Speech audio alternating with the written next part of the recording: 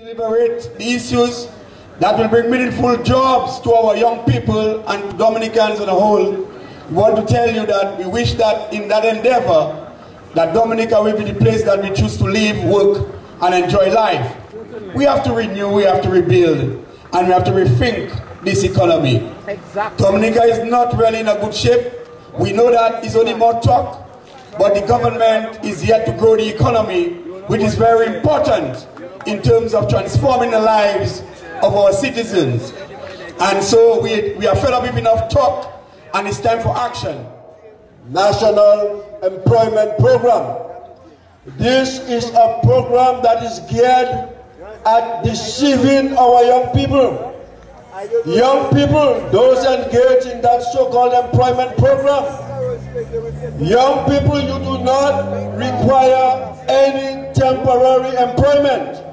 You need to get a full-time job that you can walk into the National Bank, the credit union, or any financial institution having a guaranteed job so that you can have access to the kind of money that you require to develop yourself. That National Employment Program is cautioning. You will not and cannot see a way. It is just an entrapment to make you believe something is happening, but nothing is happening.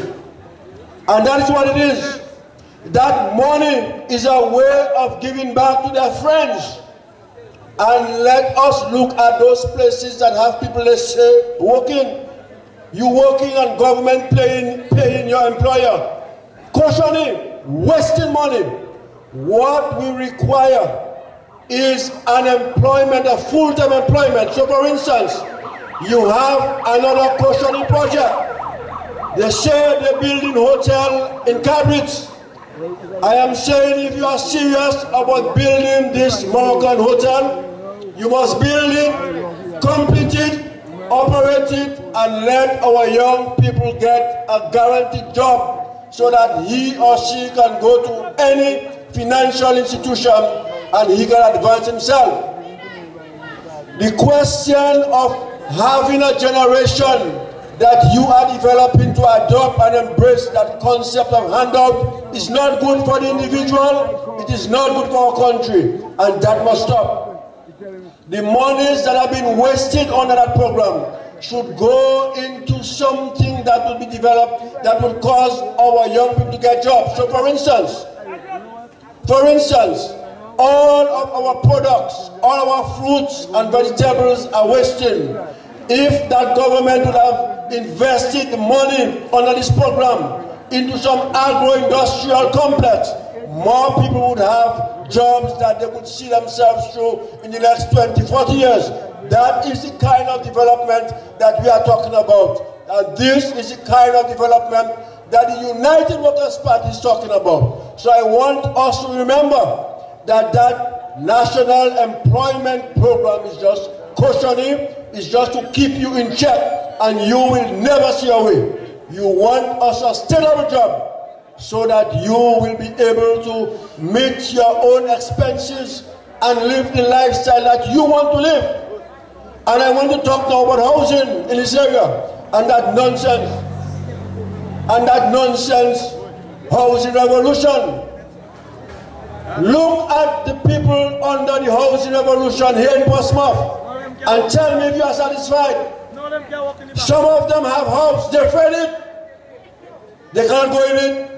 Pool water in the house. Some of them have house and fire catching in it from nowhere.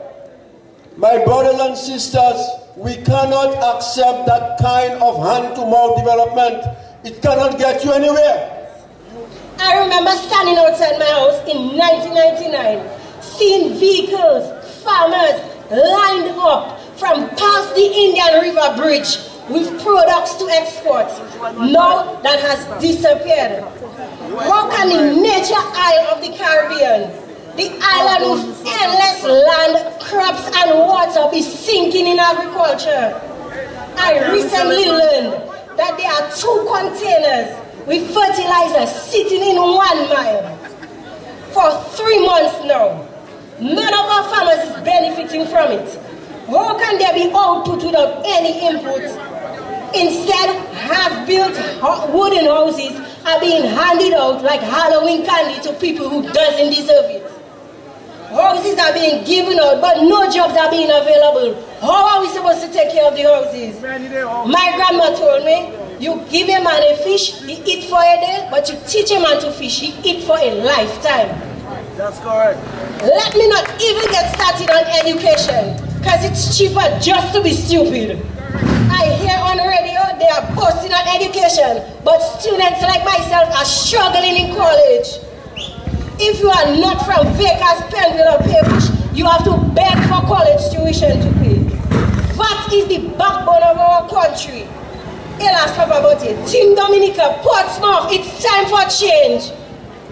Today, the Labour Party is super corrupt and they do not perform. They're not doing anything for you, the people of Dominica. I am saying change is a must. We need change in Dominica. We need change in Portsmouth. Let me tell you, people of Portsmouth, in 2009, you told Ian Douglas that you're not voting for him. You're voting for Skerrit. That's true. Not remembering Skerrit had Pennyville and Vegas people to vote for him. But the same Ian Douglas told us that Skerrit is the most dishonest leader of any political party in the history of Portsmouth, of Dominica. Why? Ian told us that when he is in meeting with Skerrit, soon as he turns his back, Skerrit is saying all kind of bad and evil things about him. And when he comes back, the same person Skerrit was talking him bad with, if the person get up and go for a glass of water, Skerrit still bad talking that same person. What kind of leader is this?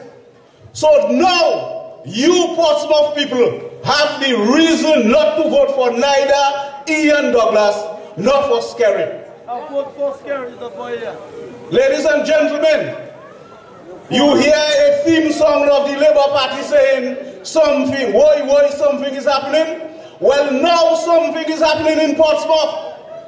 Ian Douglas have seated 14 times on the budget of the lazy and incompetent Labour Party led by Roosevelt Skerrit.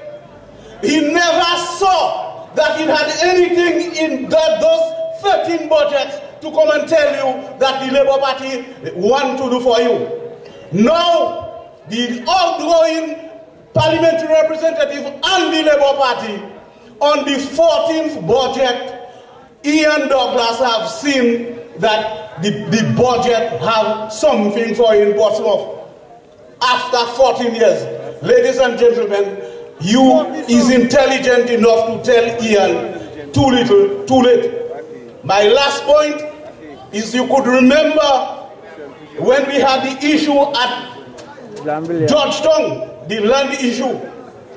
A certain lady speak, and as we speak now, she have about $7,000 worth of materials under her house. Yes. Traitor Sherrod speak, and he said no land, no vote. He have the biggest plywood house in Georgetown. But Raphael Hector did not speak. I had to bring mapping to take the picture of his home, not home, his house, so that you and the world could see where one of the Labour Party stalwart was living. Up to this time, they cannot build a house for Raphael. So I am telling you, if you Portsmouth people want anything to be done, you must tell the Labour Party loud and clear that Jefferson James and the United Workers' Party will bring the development that we need in Portsmouth. How long? Not long. Thank you. To the general public, the United Workers' Party representative, and especially the Labourites in the hearing of my voice. To my colleagues, we are definitely in need of a change. I will not, and I repeat, not vote the Dominica Labour Party. Unemployment to them is not their concern. Healthcare to them is not their concern. Reconstruction of roads and and buildings is not their concern until they know election is close. Unemployment, I need a job. Padifa needs a job. Diana and Gaga in need of a job. And the Dominica Labour Party is not focusing on unemployment. Well, I am putting my ex by the sword. Come out of school with 8 to 10 subjects and cannot get a job. It's a shame. Healthcare, which is the hospital, is very important to us today. Entering the hospital on a whole is telling me that something is very wrong. A sick patient is lying on a bed and cannot use the washroom. Why? Because there is no toiletries whatsoever in the bathroom, no bandages to rub a swollen ankle, not ice pack to reduce the swelling, no gauze to cover the bubbles, and the Labourites must influence me to vote the Dominica Labour Party. That's nonsense. I stand for change. The party has failed the young people of our country. You just heard 2 of our young persons who have left college and cannot find anything to do, brothers and sisters. And the message from coast to coast, everywhere you go in Dominica, young persons are sitting by the roadside, 9 o'clock, 10 o'clock in the morning, absolutely nothing to do. Brothers and sisters, this is the trademark of a failed government. The Labour Party has failed not only Portsmouth, they have failed the people of Dominica. And I say, it's time for them to go. My brothers and sisters, we need change in this country. We need change. Brothers and sisters, every time the Labour Party does something for an elderly person or a less fortunate person in Dominica, they have them parading on GIS. They have them there. Merci bon Dieu pour scared. Merci bon Dieu si c'est pas scared. This and that. Brothers and sisters, this is taking advantage of our elderly people. Every government in the history of the Commonwealth of Dominica, brothers and sisters, have always looked after the elderly people. And we have done it before, just as all the others, and we'll continue to do it. And I want to say for the persons who are receiving financial assistance from the state, I want to say to you that when Team Dominica forms the government and we begin to grow the economy of this country, you will get a raise on the allowances that you are getting right now, because, brothers and sisters, as we continue to grow the country, you will get an increment to match with the rising cost of living. That is how it's done in developed countries, brothers and sisters, and we will see that right here, but we can only see that under Team Dominica, the United Workers' Party. My brothers and sisters, I understood our power rep here in Portsmouth. There are persons here who do not like me to call the name of our power rep. But brothers and sisters, I will call his name. Because when you look at the type of things the man has been sitting here, look at what the people of Portsmouth has given Ian for the last almost 15 years, a well-paying job. A job that pays him almost $15,000 a month, brothers and sisters, with his salary and allowances. The man is very well paid. But what are we getting as a people in return? Brothers and sisters, one hand cannot clap, you need both hands.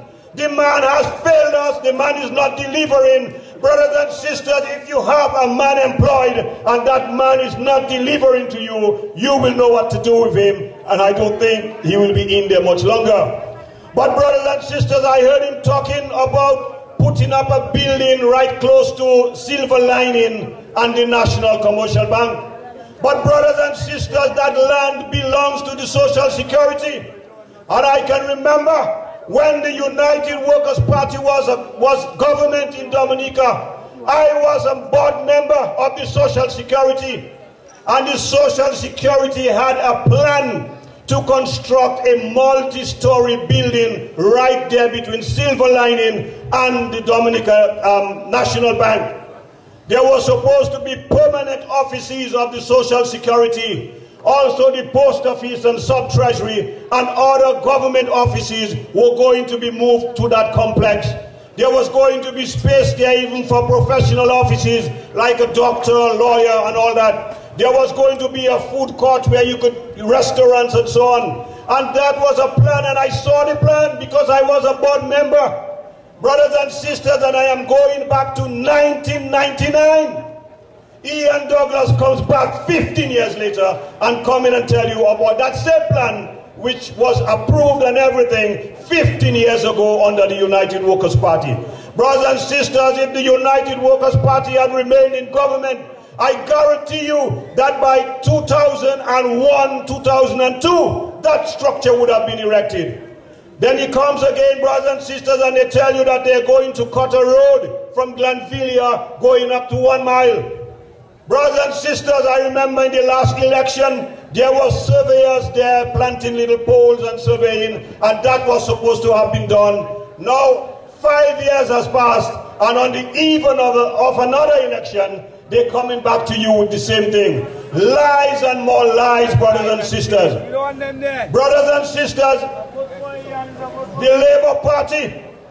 Labour Party has absolutely nothing to say to its supporters to motivate them. So what they are trying to say to their supporters is lies about our leader, the distinguished Honorable Lennox Linton. Every candidate that the United Workers' Party has come forward with, they make up stories and try to feed these stories to their supporters. So they are trying to gain their support instead of trying to convince their supporters, motivate their supporters. They are propagating lies and untruth and stories, and that is how they hope to win an election, keeping their supporters in the dark. Brothers and sisters, we have many speakers, so I'm going to wind up right now. But I want to urge you, the people from Portsmouth, I want to beg you to support our candidate, Mr. Jefferson James, the son of the soil from Glenfilia, the first ever candidate from Glenfilia, brothers and sisters. A competent man, a qualified man, a family man, a Christian man, brothers and sisters. And I know that Jefferson James will do 10 times better than what Ian Douglas has done in this town.